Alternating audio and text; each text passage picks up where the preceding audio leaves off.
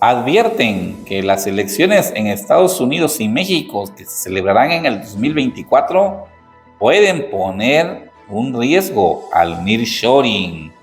Por otro lado, el nearshoring puede fortalecer y va a fortalecer las finanzas públicas. Esto es un estudio que acaban de realizar en temas precisamente de esta relocalización de la industria.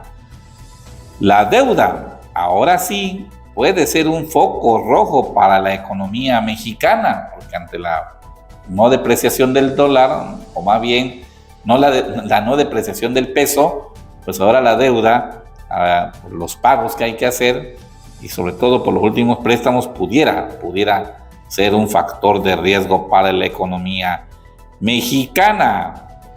Y pues luego de haber superado los más de 2 millones de crédito, la Fintech Story se prepara para lanzar un nuevo producto, y un nuevo producto que va a ser muy competitivo.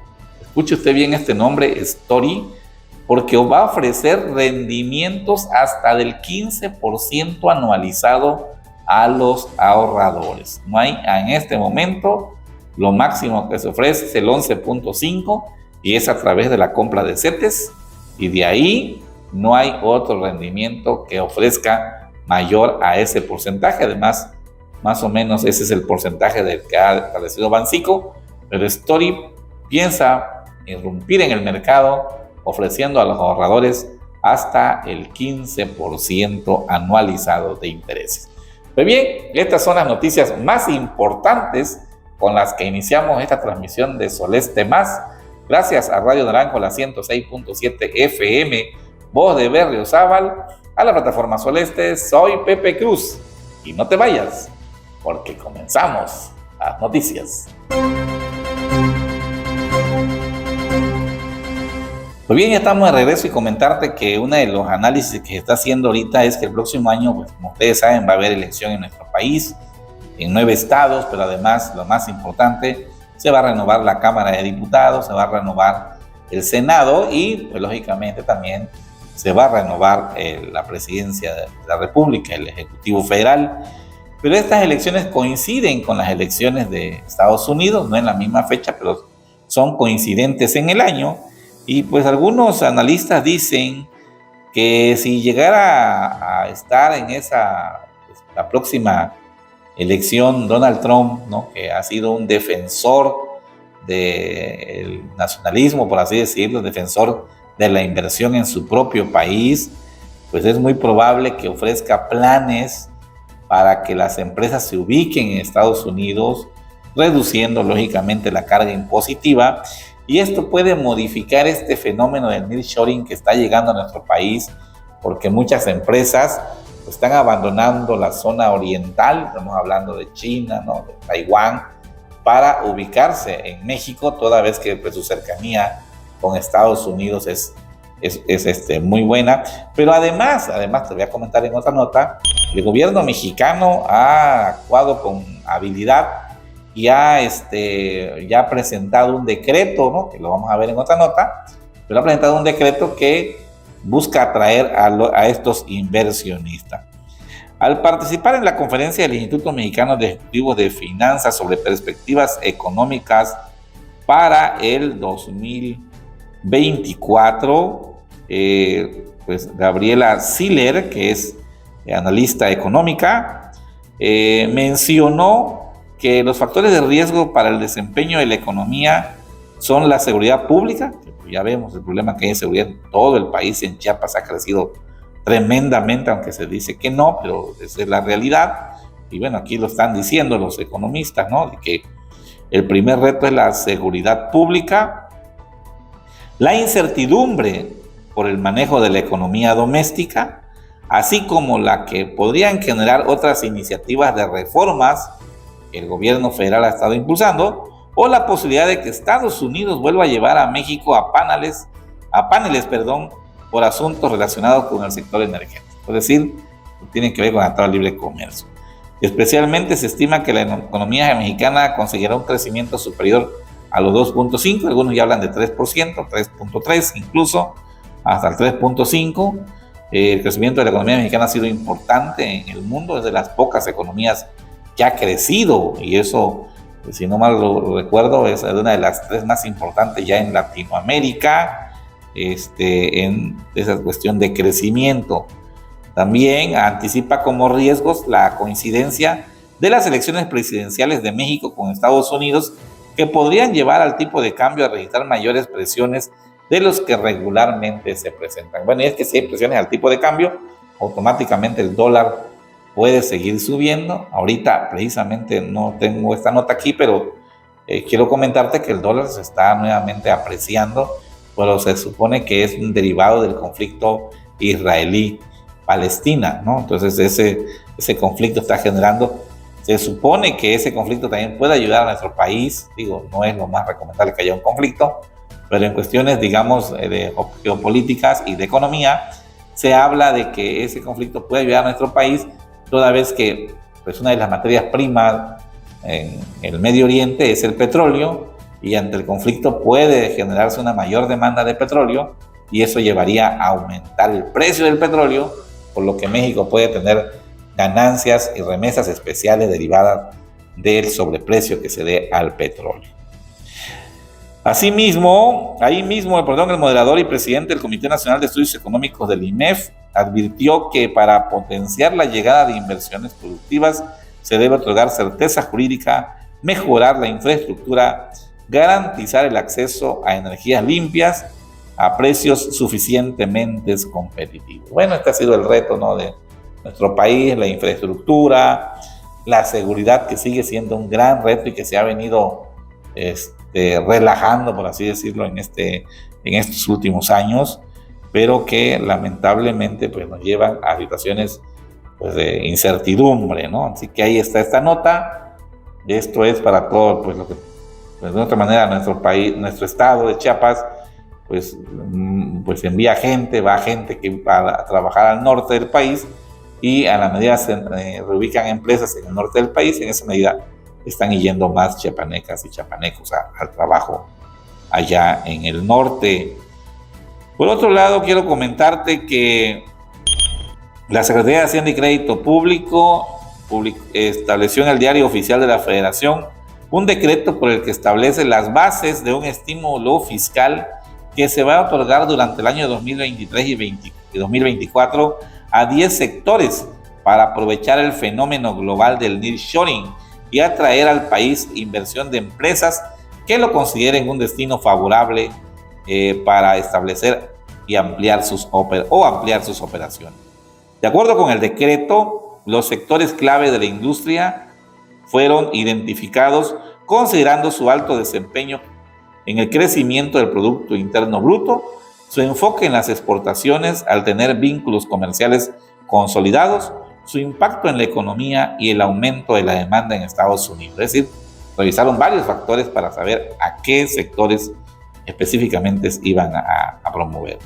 Entonces, ahí está este estímulo fiscal que está establecido, dice, para el 2023, el 15% de la inversión extranjera se busca captar a través de y específicamente está ubicada en la fabricación de vehículos, automotores, productos farmacéuticos y en la industria alimentaria. O sea, tema de farmacéuticos, tema que es un tema de salud que ha estado creciendo la demanda después de la pandemia, los temas de los vehículos, ¿verdad? Que es un tema que, pues, al ser cada día más accesible, toda la población está en esa búsqueda de tener un vehículo, o algunos dos o más. El tema de la pues, industria alimentaria, que también pues, es la necesidad básica del ser humano, ¿no? El estímulo fiscal consiste en la deducción inmediata de inversiones, que es en promedio el 86% para maquinaria y equipo, mientras que para la construcción de plantas e instalaciones pues va a ser de 56%. Es decir, te van a deducir todo eso que tú inviertas, lo van a deducir en el pago de tus impuestos, ¿no? Pues es amplio en verdad es bastante fuerte este paquete, y pues para todas las industriales, las empresas que están participando en el nearshoring, como empresas propias también de México que se ubiquen y que puedan participar, pues ahí está esta gran jugada, por así decirlo, una jugada financiera que está haciendo el gobierno de México a través de la Secretaría de Hacienda. Por otro lado, quiero decirte que para algunos analistas es preocupante la deuda y dicen que se puede convertir en un foco rojo para la economía mexicana. El exceso de endeudamiento para el año siguiente se ha convertido ya en un foco rojo, porque se amenaza la economía mexicana y se puede convertir en un factor de ajuste macroeconómico tal y como fue en otras épocas. Han de recordar, pues no todos recuerdan, pero seguramente algunos todavía se recuerdan las épocas de Echeverría, López Portillo, donde el país pues, vivía prácticamente en broncas de endeudamiento, porque pues, no se supo manejar las finanzas en las épocas de bonanzas y al último se recurrió al endeudamiento. Y México hoy está entrando en estos esquemas de endeudamiento, según algunos informes, por pues, todos los grandes megaproyectos para los cuales no ha alcanzado el recurso y el amplio abanico, digamos, de apoyos que hay para el tema social, que si bien son necesarios muchos de ellos, pues están prácticamente descapitalizando a la propia economía del gobierno mexicano. Muchas son las voces que advierten los riesgos del endeudamiento excesivo, sobre todo si se genera a partir de estrategias electorales para el impulso de programas sociales, que ese sí es lo delicado. Lo delicado es que sea una cuestión de coyuntura, una cuestión de posicionamiento y entonces se tenga que ampliar programas sociales pidiendo prestado. O sea, creo que hasta ahorita el país había venido teniendo un buen desempeño en su economía, una buena relación en los aspectos financieros, pero este fenómeno de la deuda pues sigue siendo un fantasma riesgoso y peligroso, no solamente para un país, ¿no? Para cualquier ciudadano o empresa, sobre todo porque no se va a generar en activos, sino es para pasivos, es para pagos. Si fuera para generar más riqueza, pues entonces pues vale la pena el endeudamiento, ¿no? Pero está destinado a gasto más bien. México afirma tener uno de los mejores niveles de deuda en Latinoamérica pese al déficit, a diferencia de otras épocas en las que el tipo de cambio era el principal factor de incertidumbre y volatilidad financiera. Y finalmente, ajuste macroeconómico. Hoy este papel se ha trasladado al endeudamiento, especialmente por el impulso que tendrá en el último año de la presente administración pues todo este tema social.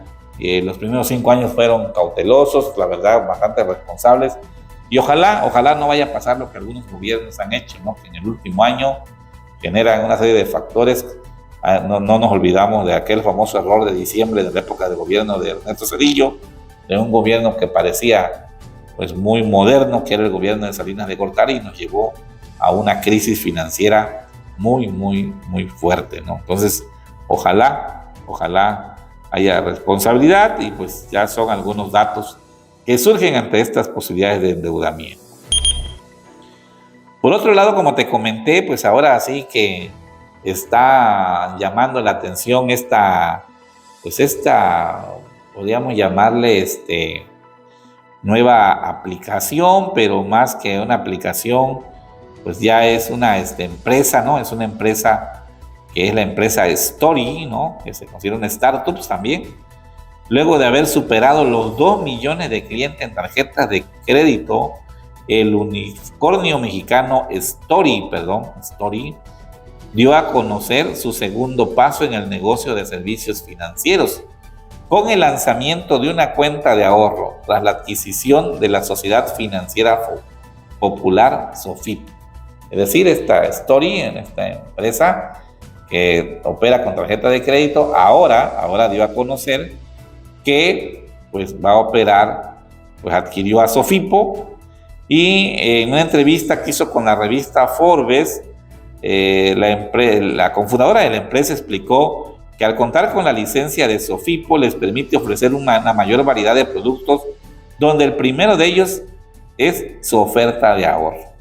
Pero aquí lo interesante es que, de acuerdo con la empresa, su cuenta puede ofrecer 15% de ganancia anual total nominal. Es decir, que Si tú ahorras 100,000 pesos, por ejemplo, tendrías más o menos al finalizar el año 115,000 pesos. Es una cantidad que, pues, para algunos que se dedican a al tipo de negocio, tú dirás el 15%, sí, pero para la gente que se dedica al tema de la inversión, el 11.5% es un anual, es un rendimiento alto. Actualmente los únicos que dan ese rendimiento son los CETES. ¿Sí? Son los únicos que dan ese rendimiento. Los CETES de 28 días en estos momentos. Generalmente los bancos te dan el 3, 4, 5, ¿no? Hay fideicomisos que sí te dan el 9, el 10%, ¿no? Hay fideicomisos fondos de ahorro que te dan 9, 10%. Cajas populares, me toca aquí en Tuxtla Gutiérrez, como Juan Bosco, por ejemplo, te da 5%, 4%, ¿no? Es también alto, ¿no? En comparación a lo que te dan los bancos, que en el ahorro los bancos vienen dando como 1.5, pero ya en pagarés pues te dan 3, 3.5, 4, ¿no? Pero que te den 15% es una cantidad importante. ¿Por qué? Porque para los que se dedican al tema de las inversiones, se cree que si tú tienes una ganancia anual de un capital del 21% es muy bueno. Actualmente hay empresas, hay franquicias que te ofrecen el 15% anualizado de ganancia, que es parecido a este 15%. Claro que hay que ver cómo se conforma este 15% que te va a dar esta status, ¿no? Story, ¿no? Pero aún cuando te diera ese 15%, a lo mejor compuesto entre el IVA y algunas cosas que había que revisar bien, porque dice que es ganancia total anualizada y a veces ahí hay sus detalles, aún sigue siendo alto, ¿no? Es una cuestión alta. El 15% estamos hablando casi de 1.3% mensual de ganancia, que en términos de inversiones es muy bueno, ¿no? Porque otro día revisando un proyecto de alguien, ¿no? Que invirtió 140 millones y de pronto recibe 1 millón de pesos anual. Entonces tú revisas, pues lo que viene recibiendo de su capital es el 11%, es lo que está recibiendo de su capital. Entonces con este tipo de análisis tú puedes ver que el 15% es muy alto, pues ojalá así sea, ¿no? Porque llama la atención, sobre todo porque ha aumentado la cantidad de personas ahorrando en nuestro país. Hay estudios que demuestran que ha aumentado después de la pandemia la cantidad de ahorradores. Hay que esperar, hay que abrir la cuenta a lo mejor cuando ya esté lista, comenzar con poquito, ¿no? Para ir viendo cómo funciona y ya después, pues, mientras se va dando la confianza, pues ya uno va revisando. Pero bien, esto es por si estás interesado en ahorrar, hay muchos lugares donde puedas ahorrar, pero siempre ve el total anualizado y con eso, cuando es de 5% en adelante, yo en lo personal digo, bueno, vale la pena ahorrarlo, ¿no? Porque pues te queda una cantidad. Ya menos del 5%, pues como que no es lo más recomendable, pero bueno, cada quien sabrá cómo opera sus ahorros. Vamos a ir a un corte y regresamos. En Soleste View queremos llevar tu emprendimiento a otro nivel, destacando tus productos y servicios sobre los de la competencia. Llega a más personas a través de nuestra creación y distribución de contenidos digitales y dale un giro completo a tu emprendimiento con nosotros. No lo pienses más, contáctanos y haz crecer tu negocio. Pues bien, ya estamos de regreso aquí en Soleste Más. Esto es parte de este proyecto. Agradecemos a Radio Naranjo 106.7 FM, voz de Berriozábal, a su auditorio. Agradecemos también a la plataforma Soleste. Soy Pepe Cruz y voy a comentarte en este camino de las noticias un tema que es importante y que lo quise resaltar, aunque a lo mejor son de dos empresas que pues no tengas muy cercano a ti, ¿no? Uno es, ¿cuál fue una de las recomendaciones de Steve Jobs, ¿no? CEO que hubo importante, ¿no? De todo esto pues, todo este desarrollo computacional que se dio, ¿no? En el siglo pasado y que lo retoma Airbnb, ¿no? Uno de los consejos que retomó la empresa Airbnb y que te pueden servir a ti también en tu desarrollo empresarial es que una empresa no puede abarcar más de lo que su director ejecutivo pueda gestionar. Es decir, no se trata de querer tener más, sino el director ejecutivo es el que tiene que ver hasta dónde puede gestionarse, hasta dónde puede generarse y enfocarse ahí en ese camino. Y esto dice que es lo que aplicó Airbnb.